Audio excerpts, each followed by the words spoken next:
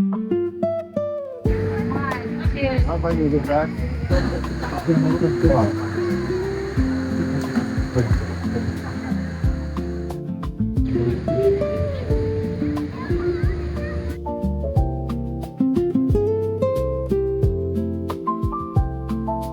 Welcome back to the channel. My name is Jake. I have a voiceover to record right now because I went to Hawaii recently and I took nothing but my iPhone. That's the only thing I took. That's the only piece of technology I took to document my trip. I wanted to be more present, more aware, and more happy about my vacation. I wanted to have a vacation and not feel like I was working. So I left the camera gear at home and filmed 90% of the trip on my iPhone. So let's chat about it.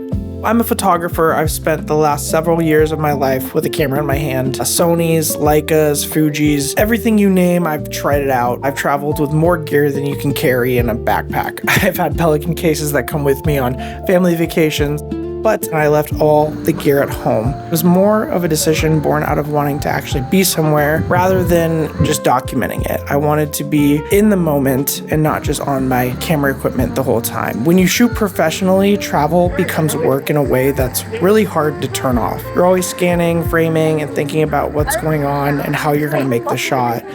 And sometimes, especially when you're with your family, that instinct takes you out of the room even when you're standing right there. A lot of the times I feel like I'm not even in the moment, I'm just there hoping that I can document it or get the best photo or video that I possibly can. And that's really frustrating when you're trying to have a vacation and disconnect and have a good time. It just kind of takes you out of the loop and doesn't allow you to do that. So this time on my most recent trip to Hawaii with my family, I brought my phone and nothing else. One rule, slow down and attempt to be more in the moment on a real vacation, and let's see what happens.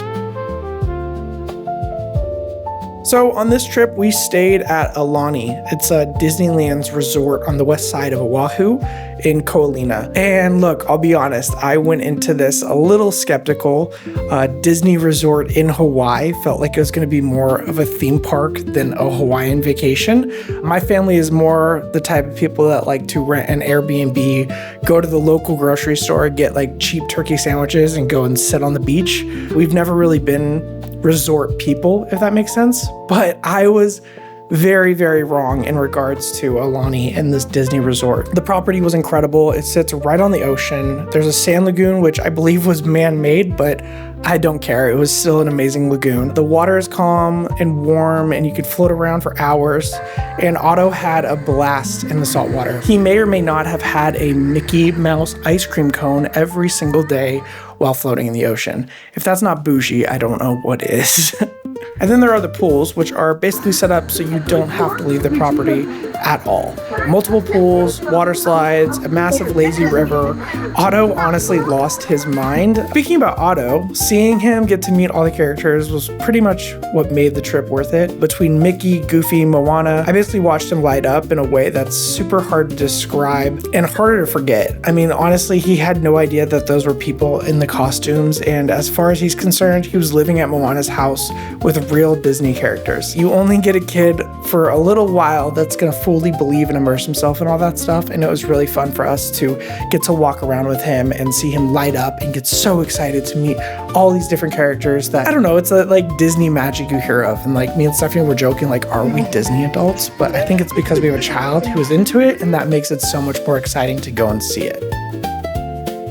The food at the resort was excellent. There was a bunch of different spots. We ate well pretty much the whole trip. I would recommend almost all the restaurants that were on site. We did sneak away to a place every morning called Island Vintage. It's one of our favorite restaurants on the island. It has the best acai bowls, amazing breakfasts, and probably some of the best coffee on the entire island. That we went to Target because we forgot some things at home, so we needed to get some deodorant and toothpaste. But look what I found here. Blind boxes, Kodak blind box cameras. I thought this would be fun to get and take some photos during our trip here. It's a very small, can daddy see it? Camera. Can daddy see it? Okay, well, Otto's not letting me hold it, but this is what we got. We got the 1987 model, which is actually a really cool one. I've done one of these before and I got the blue model and it's not as exciting. This is the one we got. I'm actually a big fan of this one. 1987 Kodak model. This is probably my second favorite out of the whole collection of these. But yeah, I'm gonna go take some photos with it. It's really cool. It's so small. There's something about Hawaii that I don't think I can fully explain to someone who's never been there. Hawaii is a way of pulling you into the present, and you kind of stop existing of any stress that you have or anything that's like holding you down. You can really check out, and it forces you to slow down, and that's something I personally really need in my life. I'm always thinking about what's next, what can I do next, the next big thing, what am I supposed to be doing? I need to optimize my time, and Hawaii just forces you to kind of sit down and chill, which was really good for me. That feeling was also completely amplified by the fact I decided to disconnect. No camera meant no professional mode. I wasn't a photographer on this trip. I was just a dad in Hawaii with his family, and that reframed my experience on this Hawaii trip so much. When you take away the option to get the perfect photo, you stop chasing it. I wasn't scanning the horizon looking for the best golden hour frame I could. I wasn't thinking about what f-stop or what white balance I should be at or what lens I should have brought. I was just in the moment, there present with my family. I got to watch Otto swim for the first time in the ocean. I wasn't behind a viewfinder. I was actually just standing right next to him in the water, watching it happen. And I'll remember that in a whole different way than I would have remembered if I was there just photographing it. There's a version of being a creative where the camera helps you see more clearly, and then there's a version where it becomes a barrier between you and the things you're supposed to be doing. I've been living in that second version for a long time, where I felt like my job was just to document everything going on and not actually experience everything. Now, I'm saying this as someone who has owned a Sony FX3, multiple Leica cameras, all the video cameras you could ever imagine, played with them, used them on sets. This iPhone footage from this trip is legitimately impressive. And I want to talk about a little bit how I achieved this look with an iPhone as my main camera. First things first, I don't shoot in the native camera app. I use the Blackmagic Camera, which is a free app that gives you full manual control over your iPhone camera and changes everything. You get 3 lenses to work with, the ultra wide, the main, the telephoto, and you can switch between them just like you would on any other camera. I use the main lens and the telephoto lens probably the most, and I have to say the telephoto lens was incredibly good in good light. The big cheat code is shooting in log. Blackmagic lets you shoot in Apple log, which gives you a flat, low contrast image with a ton of dynamic range baked into it.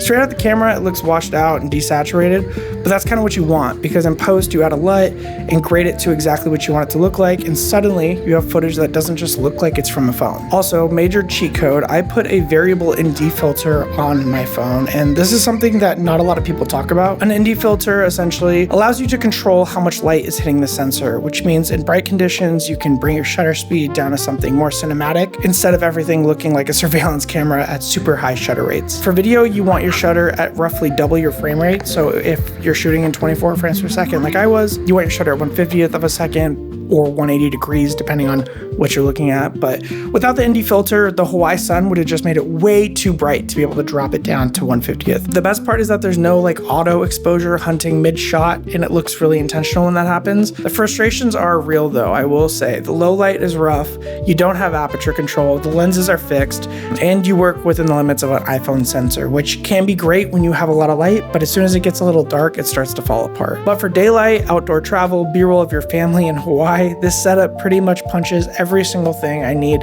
in order to get the photo or video that I want. We missed our flight this morning. The first time we missed a flight as a family. We're supposed to fly out at 11:30, and now we are flying out at 8:30. This morning we got there like an hour and a half before our flight. We had a 20-minute elevator wait because the escalators were broken. Then we had a 20-minute agriculture wait because the agriculture machine was stuck. And then we got to the thing and they're like, oh, you're 4 minutes late to check your bags. So we can't check your bags. So thanks, Honolulu Airport. Appreciate that one. We did book a car. We went to the North Shore. We got some shrimp. I just shot myself in the eye with some very, very hot, spicy garlic shrimp butter. That hurt. That's why I'm wearing sunglasses. I'll only be here for a little bit and I gotta head back.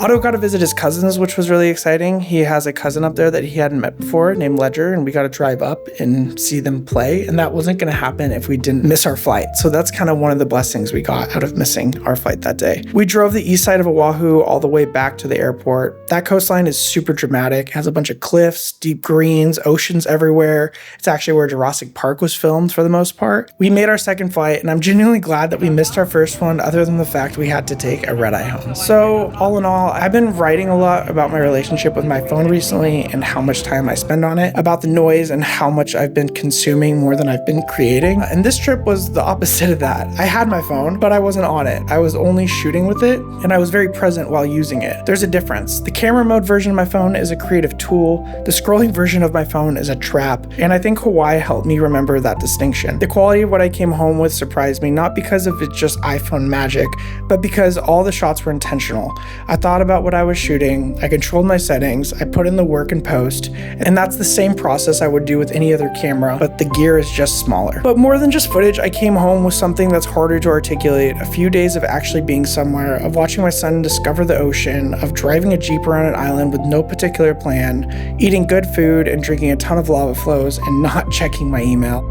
And that's all coming from me as a photographer, where I can confidently say that one of the best trips I've ever taken was one that I left my camera at home. Thanks for watching. Tune in the next video. Bye.